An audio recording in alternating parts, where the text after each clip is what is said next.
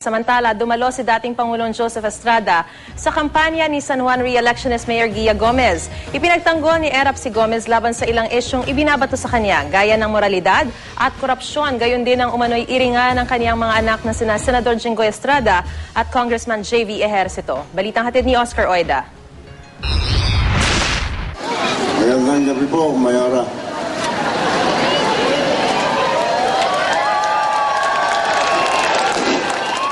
Hiyawan ang mga tao nang lumabas sa campaign rally ni San Juan re-electionist Mayor Guia Gomez, ang minsan niya naging karelasyon na si dating Pangulong Joseph Estrada.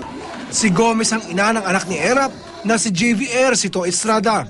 Sumaklolo si Erap sa gitna ng mga isyu ng korupsyon at moralidad na ibinabato kay Gomez. That's beside the point. In a democracy, is the people's choice. Wala na ba silang makita ang mali?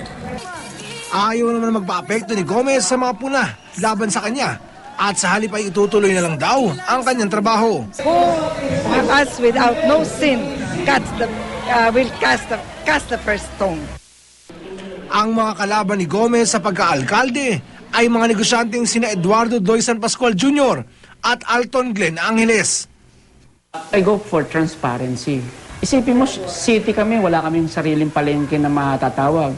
Privatize ang cemetery namin. Started my career as a political servant when I joined Kiwanis International. As an NGO, sabi ko pwede ko na pong implement yun dito sa San Juan.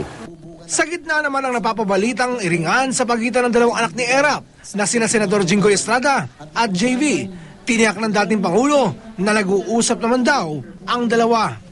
Pinalaki lamang daw ng ilang tao ang issue. Kahit sa stage, kahit sa interviews, malaking bagay kung tutulungan na. Of course, any help will be most welcome. Oscar Oida, GMA News.